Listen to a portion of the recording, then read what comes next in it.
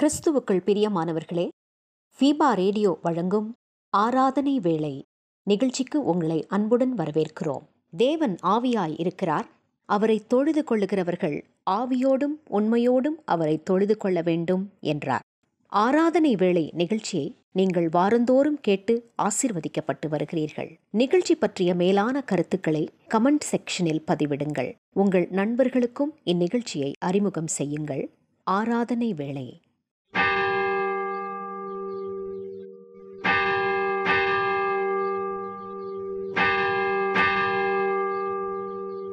ஆராதனை வேளை.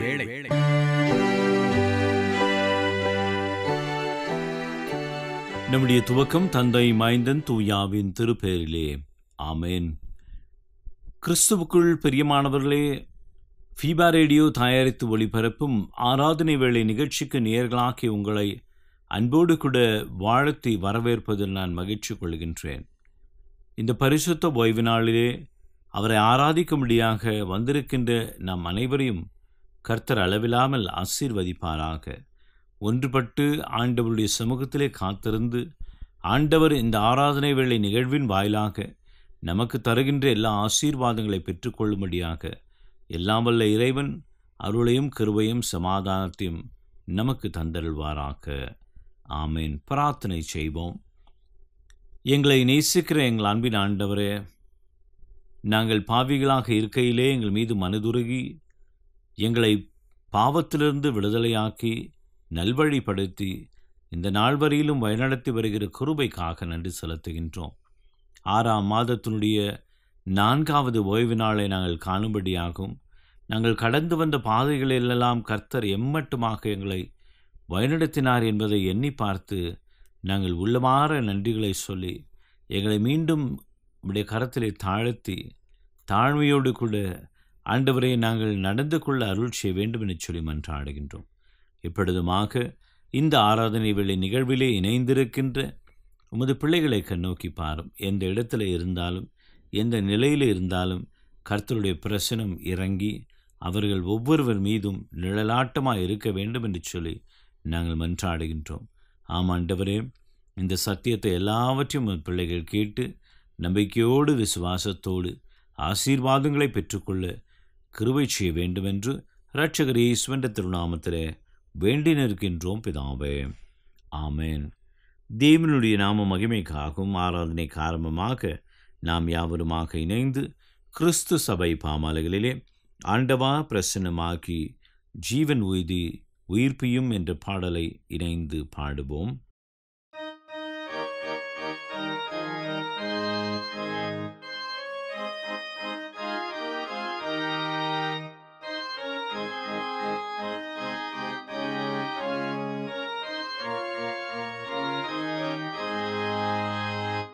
ஆண்டவா பிரசன்னமாகி ஜீவனோடு உயிர்ப்பியும் ஆசை காட்டும் தாசன் மீது ஆசீர்வாதம் ஊற்றிடும். அருள்மாறி எங்கள் பேரில் வர்ஷிக்க பண்ணுவேன். ஆசையோடு நிற்கிறோமே, ஆசீர்வாதம் ஊற்றுவேன். தேவரீரின் பாதத்தாண்டு அவனோடு கூடினோம். உந்தன் தேவ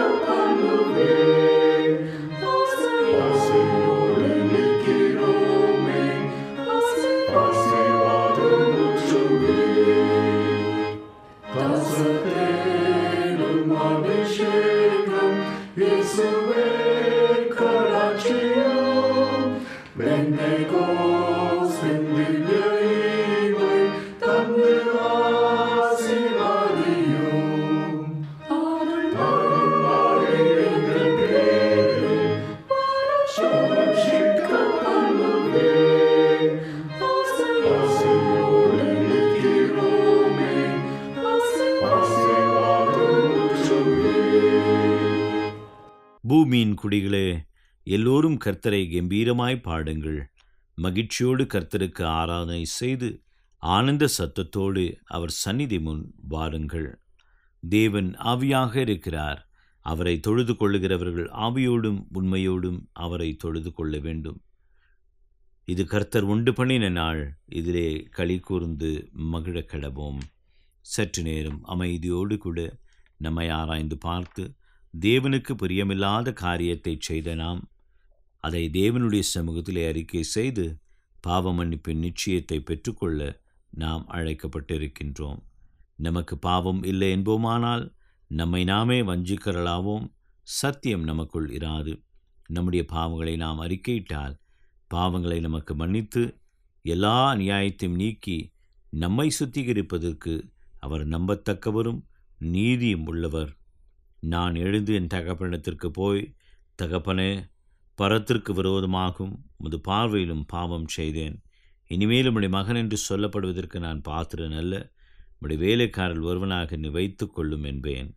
மனம் திரும்புவோம், பரலோக ராஜ்யம் சமீபமாக இருக்கின்றது. பாவத்தை அறிக்கை செய்த நாம் பாவ மன்னிப்பையும் விசுவாசத்தோடு கூட பெற்றுக்கொள்வோம். சர்வ வல்லமையும் மிகுந்த இரக்கமுள்ள ஆண்டவர் மன்னிப்பையும் பாவ நிவர்த்தியும் நமக்கு கட்டளையிட்டருளி வாழ்க்கை சீர்படுத்துவதற்கான காலத்தையும் தமது பரிசுத்தாவின் கிருபையும் தேற்றுதலையும் நம் அனைவருக்கும் தந்தல்வாராக. ஆமேன். ஆண்டவரை துதியுங்கள். ஆண்டவர் நாமம் துதிக்கப்படுவதாக. இந்த நாளுக்குரிய வேத பகுதியை வாசிக்க நாம் கவனமாக கேட்போம். இந்த நாளுக்கென்று தெரிந்து கொள்ளப்பட்ட வேத பகுதியை எபேசியர் 1ஆம் அதிகாரம் வசனங்கள் 15 முடிய. முடிய ஆனபடினாலே கர்த்தராகிய இயேசு கிறிஸ்துவின் மேல் உள்ள உங்கள் விசுவாசத்தையும் பரிசுத்தவான்கள் எல்லோர் மேல் உள்ள உங்கள் அன்பையும் குறித்து நான் கேள்விப்பட்டு இடைவிடாமல் உங்களுக்காக ஸ்தோத்திரம் பண்ணி என் ஜெபங்களில் உங்களை நினைத்து நம்முடைய கர்த்தராகிய இயேசு கிறிஸ்துவின் தேவனும் மகிமையின் பிதாவுமானவர் தம்மை நீங்கள் அறிந்து கொள்வதற்கான ஞானத்தையும் தெளிவையும் அளிக்கிற ஆவியை உங்களுக்கு தந்தரள வேண்டும் என்றும், தாம் நம்மை அழைத்ததினாலே நமக்கு உண்டாயிருக்கிற நம்பிக்கை இன்னதென்று பரிசுத்தவான்களிடத்தில் தமக்கு உண்டாயிருக்கிற சுதந்திரத்தினுடைய மகிமையின் ஐஸ்வர்யம் இன்னதென்றும், தாம் கிறிஸ்துவை மரித்தோரிலிருந்து எழுப்பி அவரிடத்தில் நடப்பித்த தமது பலத்த சத்துவத்தின் வல்லமையின்படியே விசுவாசிக்கிறவர்களாகிய நம்மிடத்திலே காண்பிக்கும் தம்முடைய வல்லமையின் மகா மேன்மையான மகத்துவம் இன்னதென்றும் நீங்கள் அறியும்படிக்கு அவர் உங்களுக்கு பிரகாசமுள்ள மனக்கண்களை கொடுக்க வேண்டுமென்று வேண்டிக் கொள்ளுகிறேன். எல்லா துரைத்தனத்துக்கும் அதிகாரத்திற்கும் வல்லமைக்கும் கர்த்தத்துவத்துக்கும் இம்மையில் மாத்திரமல்ல மறுமையிலும் பேர் பெற்றிருக்கும் எல்லா நாமத்துக்கும் மேலாய் அவர் உயர்ந்திருக்கத்தக்கதாக அவரை உன்னதங்களில் தம்முடைய வலது பாரசத்தில் உட்காரும்படி செய்து எல்லாவற்றையும் அவருடைய பாதங்களுக்கு கீழ்ப்படுத்தி எல்லாவற்றையும் எல்லாவற்றாலும் நிரப்புகிறவருடைய நிறைவாகிய சரீரமான சபைக்கு அவரை எல்லாவற்றிற்கும் மேலான தலையாக தந்தருளினார். வாசிக்க வேண்டிய வேத பகுதி வாசித்து ஆயிற்று. ஆண்டவருடைய நாமத்தை மகிமைப்படுத்தும்படியாக பொதுவான பாடல்களில் அதிசயமான ஒளிமய நாடாம் என்ற பாடலை நாம் இணைந்து பாடுவோம்.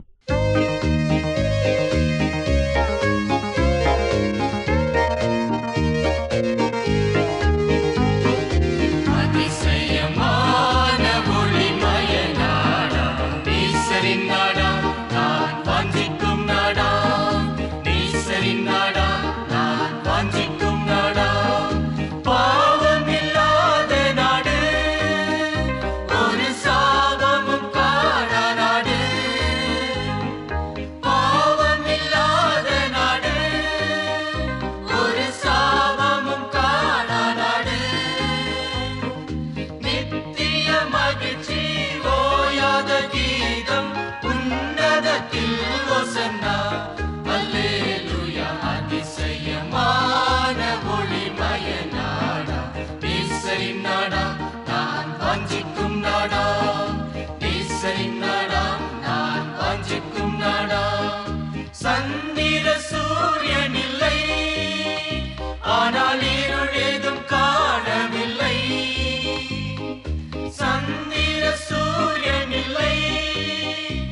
ஆனால் இருள் ஏதும் காணவில்லை. தேவகுமாரன் ஜோதியின் ஜோதி, நித்திய வெளிச்சமவர், என்றும் பகல் அதிசயமான ஒளிமயனாடா. ஈசரின் நாடா நான் வாஞ்சிக்கும் நாடா, ஈசரின் நாடா நான் வாஞ்சிக்கும் நாடா. விதவித கொள்கை இல்லை, பல பிரிவுள்ள பலகை இல்லை. விதவித கொள்கை இல்லை, பல பிரிவுள்ள பலகை இல்லை. ஒரே ஒரு குடும்பம், ஒரே ஒரு தலைவன், எங்குமே அன்புமயம். அன்புள்ள செல்லும் அதிசயமான ஒளிமய நாடா. ஈசரின் நாடா நான் வாஞ்சிக்கும் நாடா, ஈசரின் நாடா நான் வாஞ்சிக்கும் நாடா. இயேசுவின் இரத்தத்தினால் பாவம் கழுவினால் செல்லலாமே. இயேசுவின் இரத்தத்தினால் பாவம் கழுவினால் செல்லலாமே. இத்தனை பெரிய சாக்கியம் இழப்போர் பூமியில் எவரும் வேண்டாம். இன்றே வாரின் அதிசயமான ஒளிமய நாடா. ஈசரின் நாடா நான் வாஞ்சிக்கும் நாடா, ஈசரின் நாடா நான் வாஞ்சிக்கும் நாடா. எனக்கு அருமையான தேவனுடைய ஜனமே, இந்த நாளிலுமாக ஆண்டவருடைய வார்த்தையை நம்மோடு கூட பகிர்ந்து கொள்ளும்படியாக வந்திருப்பவர் ஃபீபா ஊழியத்தை சார்ந்து கோயம்புத்தூர் பகுதியிலே சபை தொடர்பு மேலாளராக பணியாற்றி வருகின்ற அருமையான சகோதரர் சாமுவேல் பிரபு அவர்கள். சாமுவேல் பிரபு அவர்கள் ஆண்டவருடைய வார்த்தையை இப்பொழுது நம்மோடு கூட பகிர்ந்து கொள்கின்றார். விசுவாசத்தோடு கூட ஆண்டவருடைய செய்தியை இப்பொழுது நாம் கேட்போமாக. ஃபீபாவின் ஆராதனை வேளை நேயர்கள் அனைவருக்கும் அன்பின் வாழ்த்துக்கள். இந்த நாளிலே எபேசியருக்கு எழுதின நிருபம் 1வது அதிகாரம் 15 முதல் 23 முடிய உள்ள பகுதியை நாம் தியானிக்கலாம். இந்த பகுதியை நாம் பார்த்தால் அப்போஸ்தலனாகிய பவுல் எபேசு சபையில் இருக்கிற மக்களுக்காக ஏறெடுத்த ஒரு அருமையான ஜெபத்தை குறித்து நாம் இங்கே பார்க்கிறோம். எபேசு என்ற பட்டணத்தில் இருந்த சபையானது ஆண்டவராகிய கர்த்தர் பவுலை பயன்படுத்தி துவங்கின ஒரு சபை. அப்போஸ்தலர் நடபடிகள் 18வது அதிகாரம் 19வது வசனத்திலே பவுல் அப்போஸ்தலன் எபேசுக்கு வருவதை குறித்து நாம் வாசிக்கிறோம். அப்போஸ்தலர் 19வது அதிகாரம் முதல் 20 வசனங்களிலே பவுல் சந்தித்த எதிர்ப்பை குறித்து நாம் வாசிக்கிறோம். அதே நேரத்திலே அப்போஸ்தலர் 20வது அதிகாரத்திலே எபேசு சபையிலே பவுல் அப்போஸ்தலன் செய்த ஊழியத்தை குறித்து விவரமாக நாம் காணலாம். இந்த எபேசு என்பது சிறிய ஆசியா என்று சொல்லக்கூடிய இடத்திலே காணப்பட்ட ஒரு முக்கியமான ஒரு பட்டணம். இது வர்த்தக ரீதியிலே மிகுந்த முக்கியத்துவம் வாய்ந்த ஒரு பட்டணமாக காணப்பட்டது. இந்த பட்டணத்திலே அந்த நாட்களிலே இருந்த உலக அதிசயங்களில் ஒன்றான அர்த்தமி அல்லது தயானா என்று சொல்லக்கூடிய அந்த தேவதையினுடைய ஒரு கோவில் ஒன்று இருந்திருக்கிறது. இது மிக மிக முக்கியமான ஒரு பட்டணமாகத்தான் சரித்திர ஆசிரியர்கள் கருதுகிறார்கள். இந்த பட்டணத்திலே சபை ஸ்தாபிக்கப்பட்ட பிறகு ஏறக்குறைய 10 ஆண்டுகளுக்கு பிறகு அப்போஸ்தலனாகிய பவுல் இந்த சபையினருக்கு ஒரு கடிதம் எழுதுகிறார். அந்த கடிதத்திலே அந்த சபை மக்களுக்காக அவர் ஏறெடுக்கிற ஜெபத்தை குறித்து தான் இந்த பகுதியிலே நாம் வாசிக்கிறோம். எபேசு நிருபத்திலே பலவிதமான அருமையான சத்தியங்களை அப்போஸ்தலனாகிய பவுல் பகிர்ந்து கொள்கிறார். அதற்கு முன்பாக அவருடைய வழக்கம் எப்பொழுதுமே தான் ஸ்தாபித்த சபையில் இருக்கிற சபை விசுவாசிகளுக்காக ஜெபத்தை ஏறெடுப்பது வழக்கம். அப்பேற்பட்ட ஒரு ஜெபத்தை நாம் இன்றைக்கு சிந்தித்தால் நலமாக இருக்கும். இந்த ஜெபத்திலே பல காரியங்களை குறித்து நாம் சிந்திக்கலாம். முதலாவதாக 17வது வசனத்திலே நாம் பார்த்தோம் என்றால், தேவனை நாம் அறிந்து கொள்ளும் அறிவை பெற்றுக்கொள்ள வேண்டும் என்று அப்போஸ்தலனாகிய பவுல் விரும்புகிறார். அதாவது எபேசு சபையில் இருக்கிற மக்கள் தேவனை நன்றாய் அறிந்து கொள்ள வேண்டும். இதற்காக அவர் என்ன ஜெபிக்கிறார் என்றால், தேவனை அறிந்து கொள்வதற்கு ஏதுவான ஞானத்தையும் தெளிவையும் அளிக்கிற ஆவியை உங்களுக்கு கர்த்தர் தந்தருள வேண்டும் என்று ஜெபிக்கிறார். தேவனை அறிகிற அறிவை வெளிப்படுத்துவது பரிசுத்த ஆவியானவருடைய பணி மாத்திரமல்ல, தேவனுடைய வசனங்களினுடைய வேலை. தேவனுடைய வசனமும் ஆவியானவருடைய கிரியும் இல்லாதபடிக்கு நாம் தேவனை பற்றி அறிந்து கொள்ள முடியாது என்பதை முதலாவது நாம் புரிந்து கொள்ள வேண்டும். இன்றைக்கு பலர் பலவிதமான காரியங்களை அறிந்திருப்பதாக, வேதத்தை நன்றாய் அறிந்ததாகலாம் யோசிக்கிறார்கள். வேதத்தை நன்றாய் ஒருவர் அறிந்து கொள்ள வேண்டும் என்றால் அதற்கு பரிசுத்த ஆவியானவருடைய துணை இல்லாதபடிக்கு நம்மால் அறிந்து கொள்ள முடியாது. பலர் இன்றைக்கு ஆண்டவரை அறிந்து கொள்ளவே விருப்பமற்றவர்களாக இருக்கிறார்கள். ஆனால் ஒவ்வொரு விசுவாசியும் தேவனை குறித்த அறிவிலே வளர்ந்து பெருக வேண்டும். தேவனை பற்றி அறிவது வேறு, தேவனை அறிந்து கொள்வது வேறு. தேவனை பற்றி அறிவது என்பது அவருடைய தன்மைகளை குறித்து, அவருடைய ஆழ்தத்துவத்தை குறித்து, அல்லது அவருடைய கிரியைகளை குறித்து, அவருடைய அற்புதத்தை குறித்து, அவர் செயல்படுகிற தன்மைகளை குறித்து நாம் அறிந்து கொள்வது.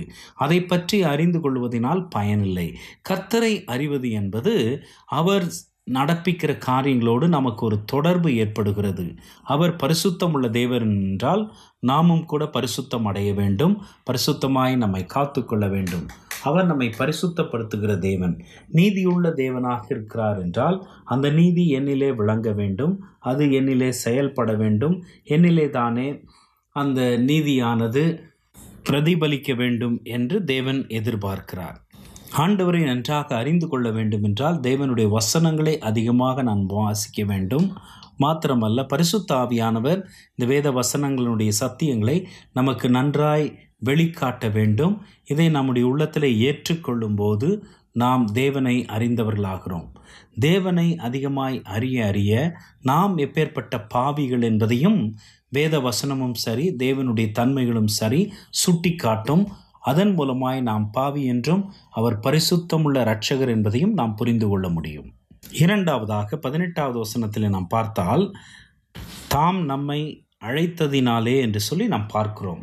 நம்முடைய அழைப்பையும் கூட நாம் உறுதிப்படுத்தி கொள்ள வேண்டும். அதை நன்றாய் அறிந்தவர்களாக இருக்க வேண்டும். அந்த அழைப்பிலே நமக்கு கொடுக்கப்படுகிற நம்பிக்கை என்ன, நம்முடைய சுதந்திரம் என்ன, மகிமையின் ஐஸ்வர்யம் இன்னது என்பதையெல்லாம் நாம் அறிந்து கொள்ள வேண்டும் என்பது அவருடைய ஜெபமாக இருக்கிறது.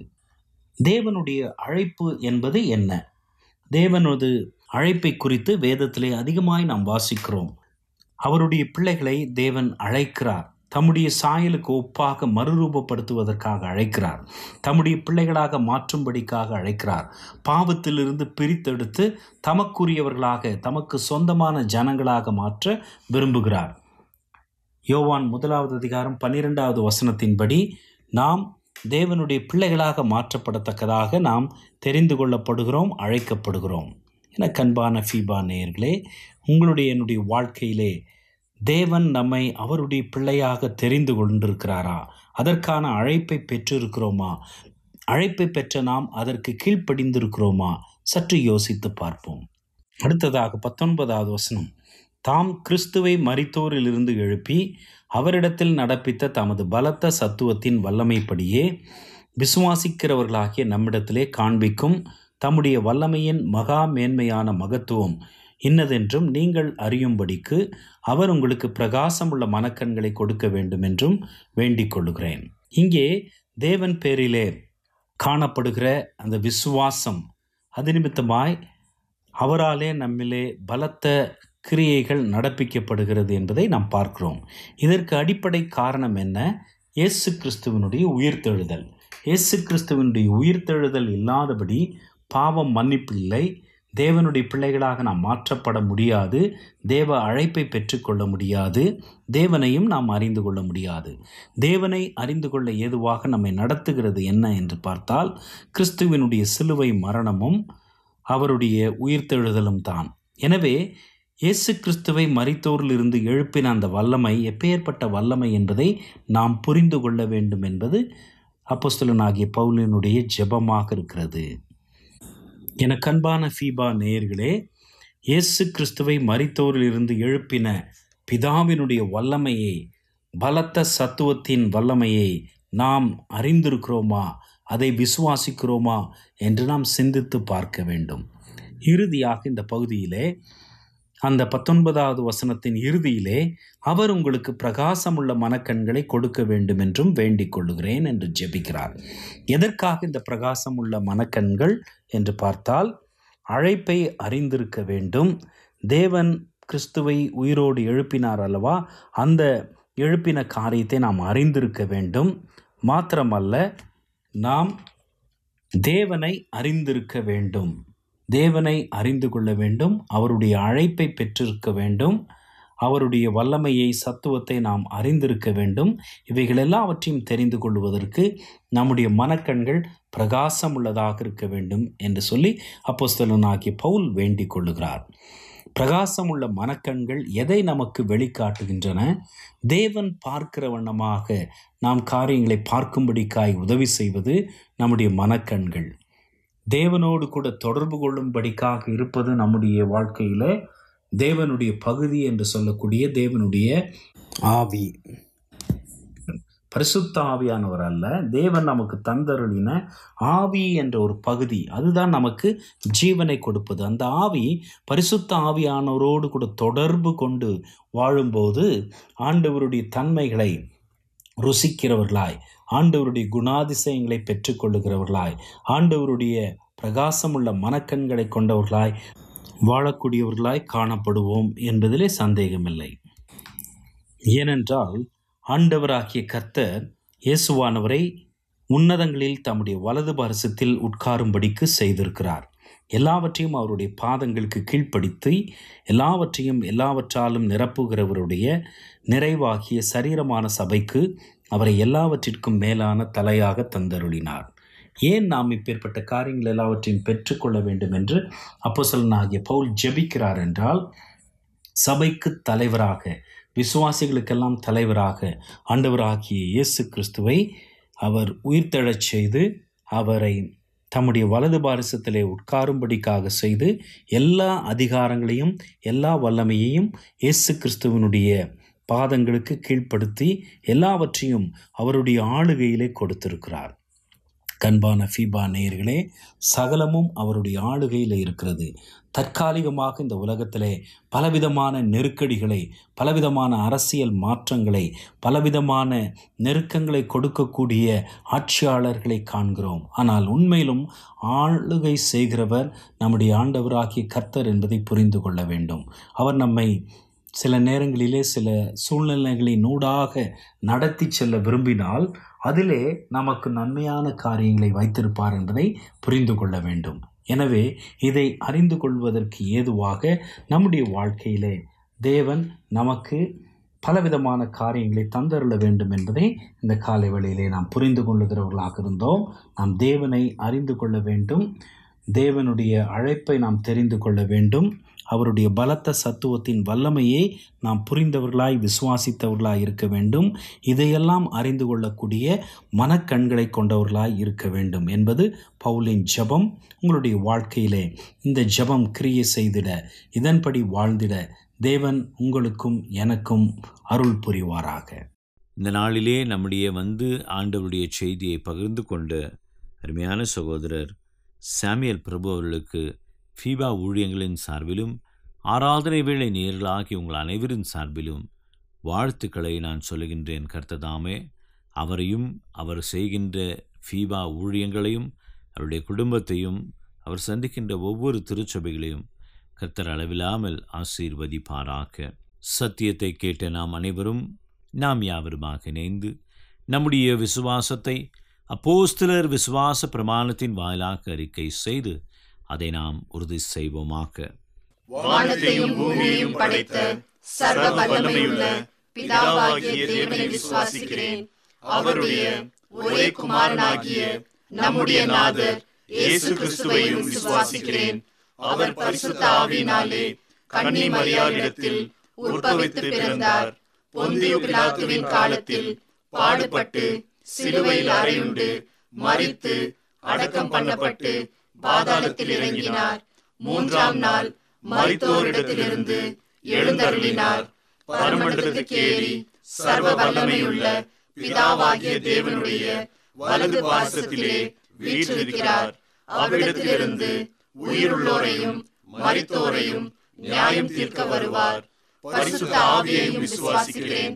பொதுவாயிருக்கிற பரிசுத்த சபையும் பரிசுத்தவான்களுடைய ஐக்கியமும் பாவ மன்னிப்பும் சரீர உயிர்த்தெழுதலும் நித்திய ஜீவனும் உண்டென்று விசுவாசிக்கிறேன்.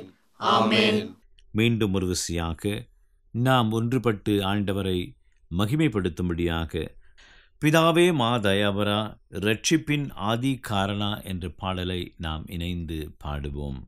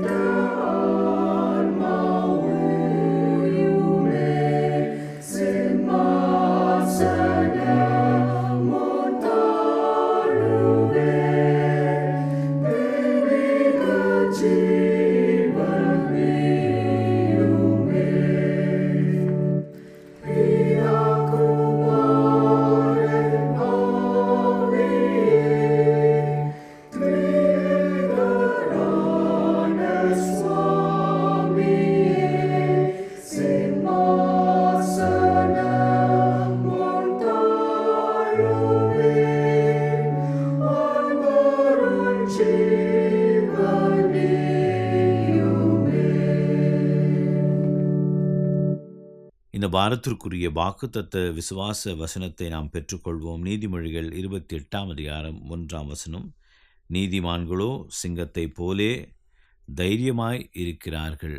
ஆண்டவரை நோக்கி மன்றாடுவோம். இரக்கங்களின் பிதாவே, எல்லா ஆசீர்வாதங்களுக்கும் ஊற்றே, தர்மையான காலை வேளைக்காக நன்றி செலுத்துகின்றோம். 6ஆம் மாதம் துவங்கி இந்த நாள் வரையிலும் எங்களை நீர் வழிநடத்தி தாங்கி ஏந்தி தப்புவித்து சுமந்து வந்த தயவுகளுக்காக நன்றிகளை சொல்லுகின்றோம். ஆண்டவரே, பொழுதுமாக உம்முடைய சமூகத்திற்கு நேராக இந்த ஆராதனை வேளை நிகழ்விலே இணைந்திருக்கின்ற உமது பிள்ளைகள், உமது விசுவாசிகளை கண்ணோக்கி பாரும். தங்கள் தேவைகளை எல்லாவற்றையும் சொல்லிக் கொண்டிருக்கின்ற உமது பிள்ளைகளுடைய தேவைகளை கண்ணோக்கி பாரும். நாங்கள் முகத்தை பார்க்கின்றோம், கர்த்தருடைய இருதயத்தை பார்க்கின்றீர். இருதயத்திலே அவளுக்காகவும் அவருடைய குடும்பத்திற்காகவும் பெற்றோருக்காகவும் பிள்ளைகளுக்காகவும் பிள்ளைகளுடைய கல்வி வேலை எதிர்கால துணைக்காக மன்றாடி கொண்டிருக்கின்ற எல்லா பெற்றோர்களையும் நீர் கண்ணோக்கி பார்த்து அவர்களை ஆசீர்வதியும் கர்த்தாவே. பள்ளிகள் திறந்திருக்கின்ற வேளையிலே, கல்லூரிகள் திறந்திருக்கின்ற வேளையிலே அதற்கான எல்லா தேவைகளையும் கர்த்தர் அவளுக்கு தந்தருளும்படியாக நாங்கள் செபிக்கின்றோம். சுகவீனமாக இருக்கின்றவர்கள், பலவீனமாக இருக்கின்றவர்கள், வியாதியில் இருக்கின்றவர்கள், படுக்கையில் இருக்கின்ற அனைவரையும் நாங்கள் உங்களுடைய கரத்தில் ஒப்பு கொடுத்து ஜெபிக்கின்றோம். எனக்கு சித்தம் உண்டு, நீ சுகமாக என்று சொல்லி ஒவ்வொருவரையும் சுகப்படுத்தின கர்த்தர் உம்முடைய ஆணி பாய்ந்த கரத்தை நீட்டி எனக்கு சித்தம் உண்டு சுகமாக என்று சொல்லி ஒவ்வொருவரையும் சுகப்படுத்தி அவர்கள் அனைவரும் அநேகருக்கு சாட்சி சொல்ல நீர் கிருபை பாராட்ட வேண்டும் என்று சொல்லி மன்றாடுகின்றோம். என் நாமத்தினாலே நீங்கள் எதை கேட்டாலும் அதை நான் தருவேன் என்று சொன்ன கர்த்தர் பாரத்தோடு கண்ணீரோடு கவலையோடு இப்பொழுதும் கேட்டுக்கொண்டிருக்கின்ற அது பிள்ளைகள் அனைவரையும் ஆசீர்வதிக்கும்படியாக மீட்பெரும் இரட்சகருமான இயேசுவின் திருநாமத்திலே வேண்டி நிற்கின்றோம் பிதாவே. ஆமென். ஆண்டவருடைய ஜெபத்தை நாம் யாவரும் சேர்ந்து ஏறெடுப்போம். பரமண்டலங்களில் இருக்கிற எங்கள் பிதாவே, உம்முடைய நாமம் பரிசுத்தப்படுவதாக, உம்முடைய ராஜ்யம் வருவதாக, உம்முடைய சித்தம் பரமண்டலங்களில் செய்யப்படுகிறது போல பூமியிலேயும் செய்யப்படுவதாக. அன்றுள்ள அப்பத்தை இன்று தாரும். எங்களுக்கு விரோதமாய் குற்றம் செய்கிறவர்களுக்கு நாங்கள் மன்னிக்கிறது போல எங்கள் குற்றங்களை எங்களுக்கு மன்னியும். எங்களை சோதனைக்குள் பிரவேசிக்க பண்ணாமல் தீமையிலிருந்து எங்களை ரட்சித்துக் கொள்ளும். ராஜ்யமும் வல்லமையும் மகிமையும் என்றென்றைக்கும் உடையவைகளே. ஆமென். ஆண்டவரின் ஆசீர்வாதத்தை பெற்றுக்கொள்வோம். திரியேகராம் தந்தை மாய்ந்தன் தூயாவின் அன்பு கிருபை சமாதானம் ஆசீர்வாதம் பயனெடுத்துதல் நம்மோடும் நம்முடைய குடும்பத்தோடும் கேட்டிருக்கின்ற அனைத்து நன்மைகளோடும் பெற இருக்கின்ற எல்லா ஆசீர்வாதங்களோடும் என்றுமென்றும் சதா காலங்களிலும் தங்கி நிலைத்து இருப்பதாக. ஆமென்.